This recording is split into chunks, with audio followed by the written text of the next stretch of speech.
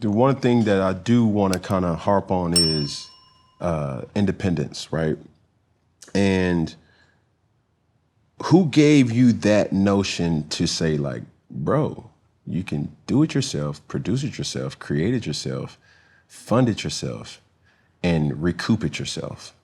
What's the pro, right? Yeah. Let's start with the pro first. And who got you to that point? You know who got me to that point in a lot of ways, I would say, is Mac Miller.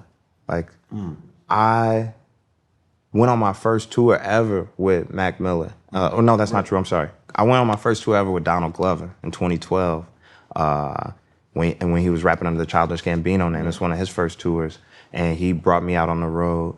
That was after I put out 10 Days. So a lot of people didn't know me that well. But off of that, I started getting a lot of label offers. Like, a lot of people was, and also because, like I said, Keith had the city blowing up. So, like, they were trying to sign everybody.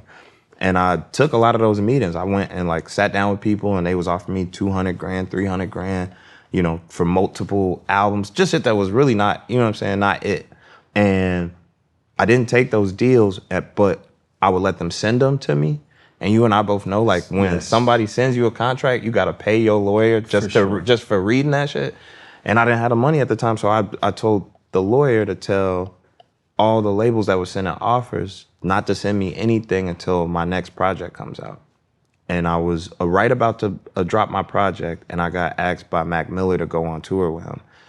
And I didn't make a lot of money, but being around him, understanding, like, his, you know, how he control his team, how he, and not control like in a like demeaning way, but just how he moved, how he supported himself, and just like getting that exposure, being opening for this tour, being in front of like 3,000 people a night and being able to do my shit right on the heels of dropping this new project, Acid Rap. Like, it really boosted me to get more shows, to be able to make some more money. And then by the time Acid Rap blew up, now I'm like, I don't really need to sign a deal. I'm about to go on my own tour and make this much money. I'm about to make $1 million off of just going on tour. I'm about to make this off of just, you know what I'm saying, off of this doing a Dockers commercial or whatever. Like, I'm making the money, and I still haven't given nobody the rights to my masters, or, like, you know what I'm saying, signed nothing yet. So now I'm starting to think, like, I'm gonna just hold out. I'm gonna just keep getting that money up, like making the offers come in crazier and crazier.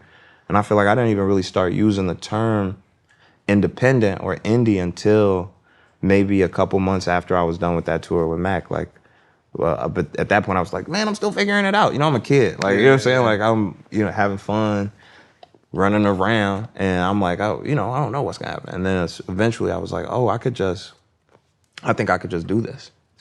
Well, first off, rest in peace to Mac Miller. Absolutely. A person who's definitely been a pioneer. And I just hate certain times for people, you don't get, or they don't see their flowers until they're gone. You know what I'm saying? So it's extremely important for people to know that they're loved, they're appreciated, and, you know, while they're here. 100%. Now, the cons to being independent, right? A lot, right? I've had numerous conversations with people about the business of music, and it's very murky. But certain things that you do hear with signing with major labels is like, yo, the exposure is crazy. Like, you go from a local, you know, star to a global star.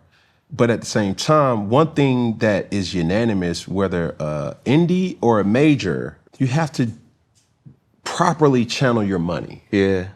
How is that managing, or what are the other cons to? It's hard, man. Because like I said, it's like you are the business and you are the person. You know what I'm saying?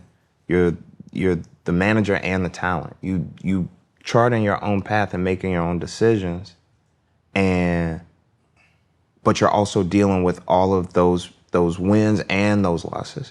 And so it could feel lonely. It could feel tough. It feels like you always on a campaign to get people to care, to get people to invest, to get people to, you know, to take time out of their day and go to your show or go to your whatever. And that shit is taxing. But I think where the misconception is with the labels, you know, or with indies, is like, nothing is coming to you. Like, nobody is going to just be your fan. You know what I mean? Like, whether you make good music or not, whether you promote it well or not, whether you like, it's really just up to, you know, how other people feel. And I think sometimes people think with the label that as soon as you sign that you are their number one focus or the star player. You on their roster. Yeah. You know what I'm saying? Like, it's a big team. Like, you have no idea how many artists are signed to any given label, like, that are stuck in a weak-ass deal and never got to put out a project because it's just shelved.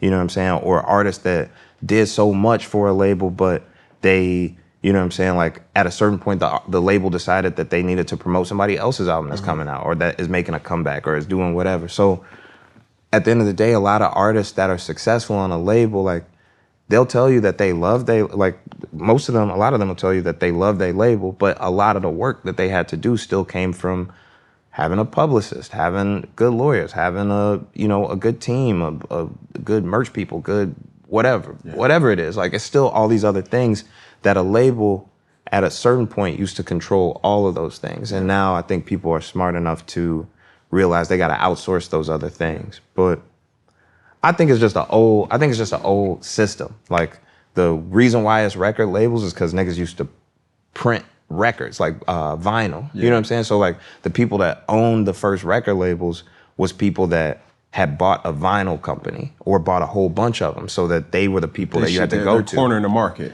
But now we just saw the NFC thing. You don't need a record to listen to a song. So it's like the idea of somebody, you know, a part of it was they were pressing your records and they were paying for your recording costs. Yeah. You could record on your computer. You don't need to press a record. So what is and I don't always be trying to go on these campaigns because I'll be having to still work with the labels to clear artists to be on my album. But I'm just saying, like, for all the different changes that we went through as an industry, all the different artists that we seen, you know, seemingly kind of get killed by their labels, like, why would that still be the practice or the, you know, the general idea?